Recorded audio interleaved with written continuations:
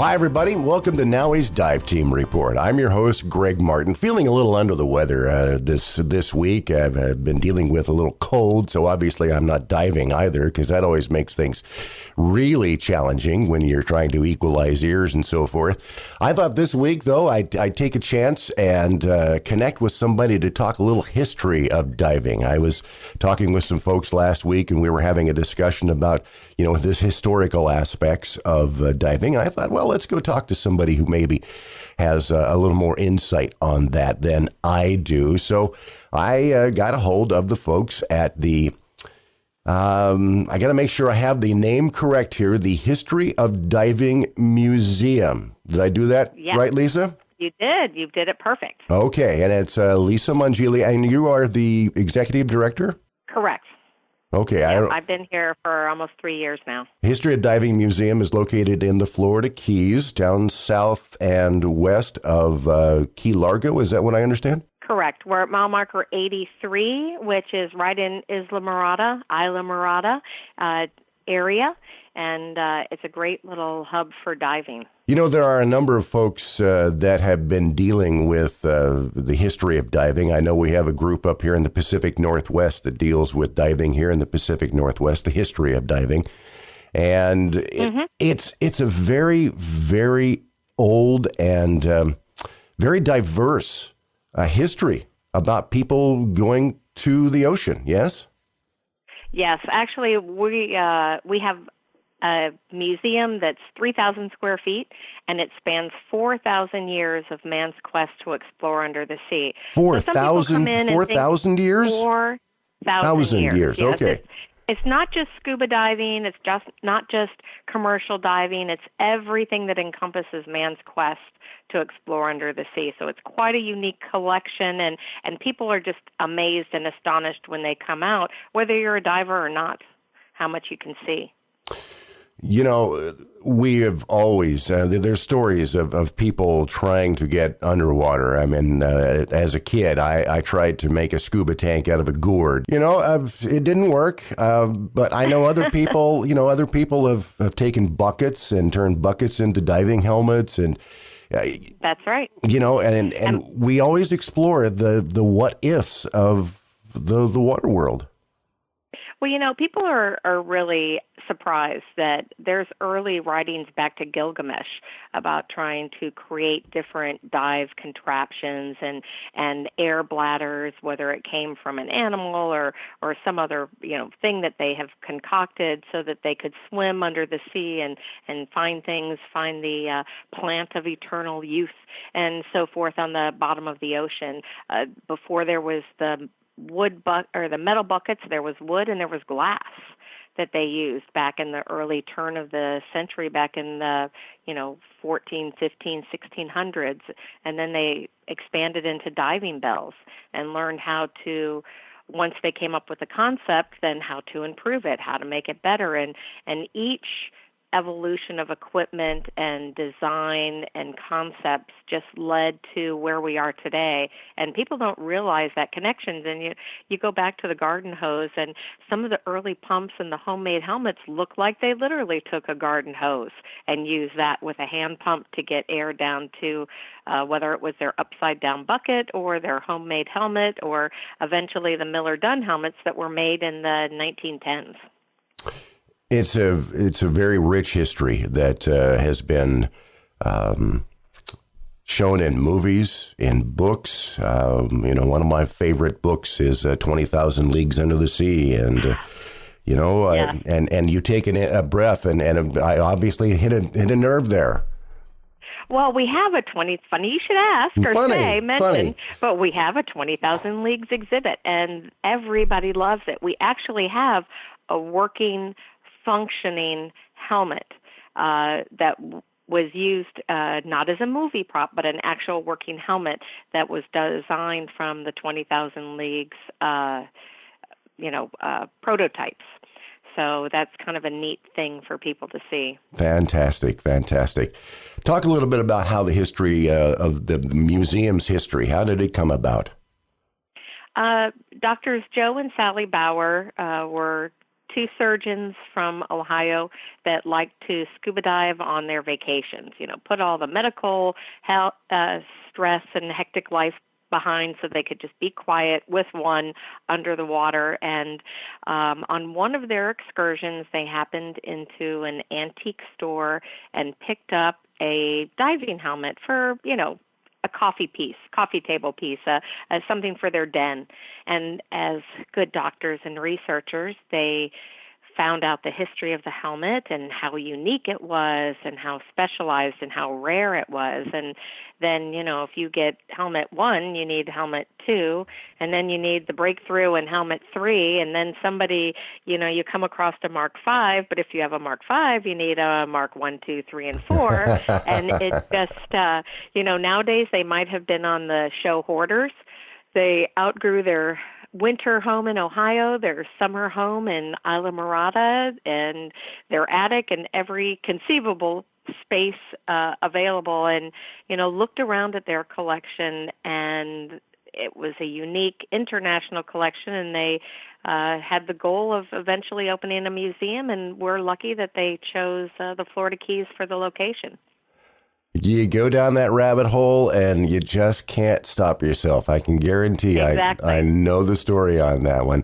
So now the museum is open all year round? We're open 362 days a year from 10 to 5.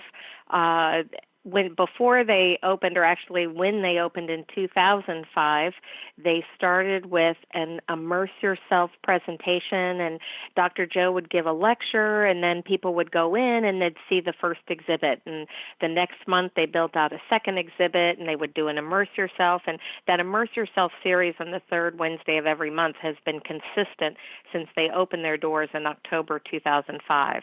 And, once they made their way around, because we have about 14 different exhibits over the course of that first year until we were open full-time. They were open 4 days a week. And then starting in 2006, we were open full-time with 3 closed holidays. Staff gets to spend some time with their families on holidays and go diving in between. Well, you wouldn't think that there'd be diving involved, would you?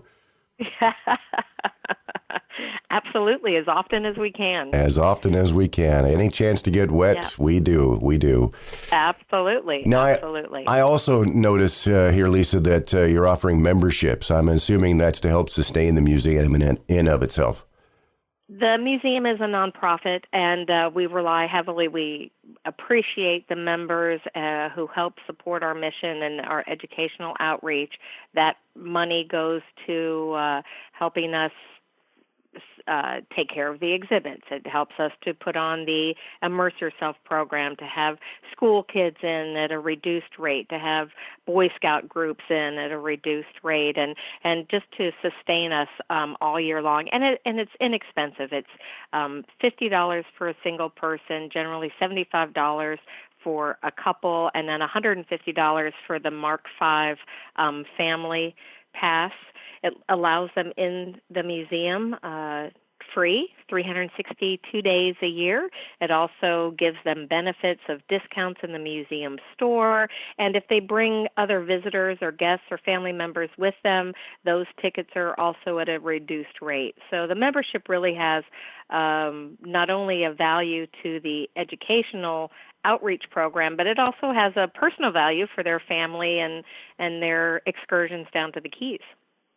So I've already decided what the one thing is that I want to see when I go to the museum, and you can probably guess at this point. But what would you recommend to people coming down? What's the one they have to see this? Oh, inside the museum, that's a hard question, because for the military guys, they go straight to our military exhibit. Not straight to, but, they really focus on that. We've got great information on the pioneers and the different areas of the armed forces, of the pioneer women as well as the pioneer men, about successful missions and things that they've had to accomplish. We get more commercial divers that I, as a recreational diver, ever anticipated. We get, and they love seeing the evolution of the commercial equipment and how it's kind of changed between military, onshore, and offshore, and the different designs of the helmets and the communications, and how the pumps have evolved over the years to the compressors and, or the self-contained units that they have. So it's hard to say the demographics. Non-divers are amazed at the abyss and the one atmosphere suits that can go down thousands of feet and that were made in the, again, 1910s, 20s, 30s, before we even had good working cars. So it's really hard to say. What do you think is your best? The treasure room? Oh, I want to see the 20,000 Leagues exhibit. The 20,000 Leagues. Absolutely. Yeah, that's me. That's me all the way. So when I walk in the door, I'm headed right there first, and then I'll take everything else in, and I'll be a happy camper. You just know that. So. Excellent. Well, you'll enjoy 20,000 Leagues and what you'll see on the way to get there. People are really surprised that you really have to go about 2/3 through the museum before we even get into regulators and rebreathers. Really? Because there's so much in the beginning of history that had to do with, again, man's quest to explore under the sea. Sounds exciting. Sounds absolutely exciting. I can't wait for my next trip to the Keys to be able to get down and visit you guys. So be sure and check it out. It's the History of Diving Museum, and down on the Florida Keys. If you want to get information, be sure and check out their website, divingmuseum.org. Is that right? It is, divingmuseum.org. I also wanted to mention that we have a great store on site, but a lot of those things you can shop online through the museum store on our website. Sounds good. In fact, I was already checking out T-shirts this morning. Divers love T-shirts, so I was checking out. Absolutely. Yeah, absolutely. Got to find my T-shirt this morning. So, all right, be sure and check it out. If you'd like more information about learning to dive, be sure and visit the NAUI website, NAUI.org, or, of course, be sure and drop into any of your local NAUI dive stores and ask them how you can get to be a part of this rich history of diving. And love to have you under the water. Lisa, thank you so much for spending some time and talking about the museum. Oh, thank you for having me. I also greatly appreciate NAUI and all that they have done for the evolution of dive training, making it a safer experience for those new students that are in the water, and expanding those students that have been in the water for a long time, but just increasing the knowledge. NAUI came on board as a Iron Mike member not too long ago, and we appreciate their support for the museum as well. Glad to be a part of it. Glad to be a part. If you'd like to make a comment about the podcast, be sure and email me, podcast@naui.org. And, of course, check out all the other podcasts that we've done so far on iTunes, Google Play, and YouTube. Lisa, once again, thanks so much for spending time with us today. Thank you. Don't drive by, dive in. Absolutely. That's this episode of NAUI's Dive Team Report. I'm Greg Martin. Thank you for listening. I will see you underwater.